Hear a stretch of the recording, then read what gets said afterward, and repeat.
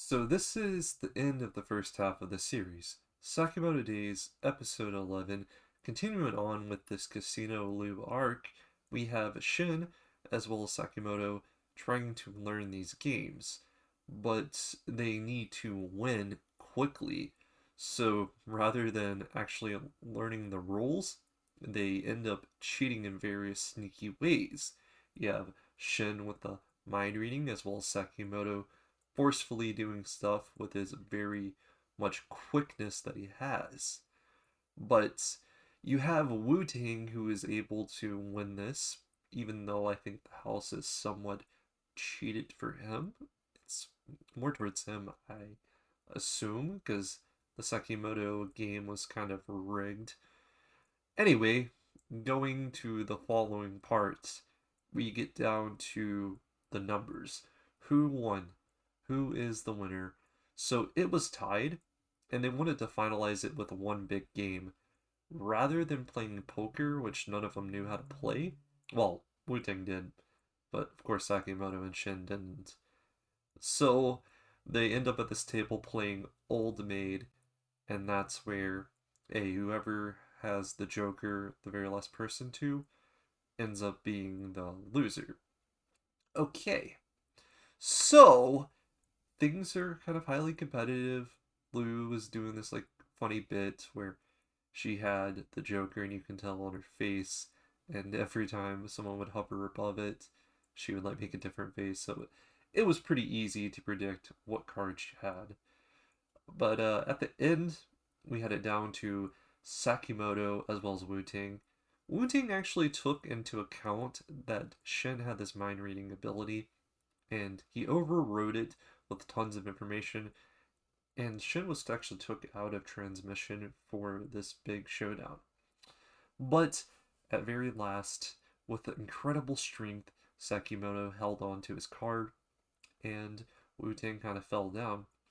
Now, we had this like little backstory that kind of goes into everything.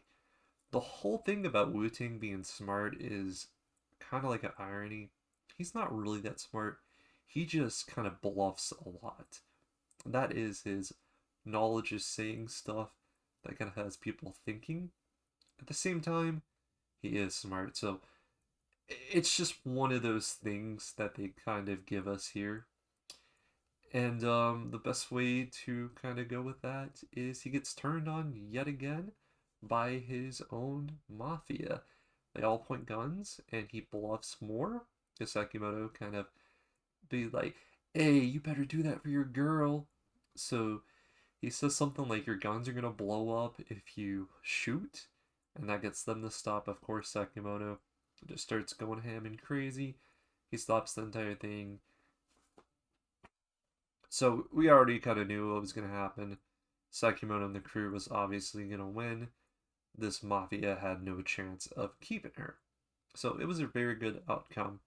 Now, this is sort of like the big finale, which it's setting up for the second half, and it's going to be a fantastic season. Like, this was a really great comedy action show. It was actually really great. I enjoyed it, and I am excited to see what it has in store. Okay, the final finale part, though, guys. So, Wu Ting joins the crew, and he's working at the store right beside of his crush, Lou. And that's a good place for him to be. Um, on that note though, we get information on who put the bounty on Sekimoto.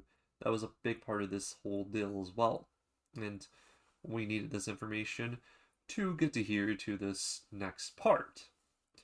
So with the information, we end up finding out what we already knew. It is, of course, Slur that put the bounty on it. Now, this is where things kind of take the wacky turn slash the twist into everything. Apparently, apparently Wu Ting had more information about all this stuff. So, this guy, Slur, well, not Slur, I think it's Slur, pretty sure, but the way that this really ends is just insanity. Like, really insanity.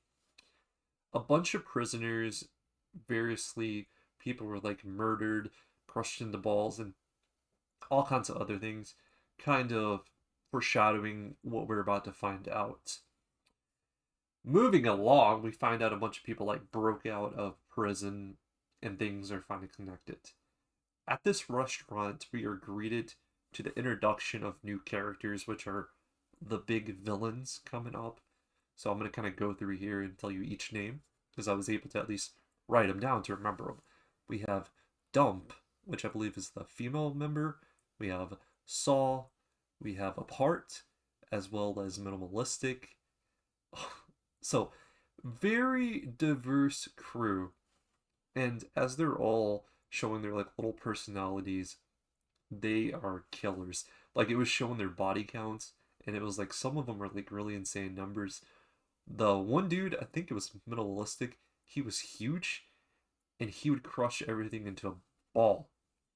So the people that were balled up, that was him. If it wasn't enough though, we get to see Reindeer. And what does Reindeer do? I was surprised he even came back at this point. I'm like, didn't you just get beat up? He was bandaged up. Like, he got pretty badly beat. This is where, though, we get to see Reindeer actually give a list to these killers. And it's a bunch of people that we've met up till now, including Sakamoto, and you kind of know where this is going, guys. I mean, they're gonna go after our crew. And the very, very final thing is after Wu Ting told them all this stuff, they don't know about what we just knew, but they kind of know what's coming to them. Wu Ting's like, we need to get out of here. We need to go. Nah. Lu and everyone else is like, hey, we just need to fight. You know, they're already going to have the Assassination Association, or the Hitman Association coming out after them. We need to get at them. So, Lu's even dialing people up. Guess who she dials? We got Hisuke. He might make a big appearance next half. I want to say next season. It's not a season. It's a half. They're halving it for quality control, which is absolutely great. But it's going to be a banger. Like, I absolutely thought this was great. And I think the second half may even be better.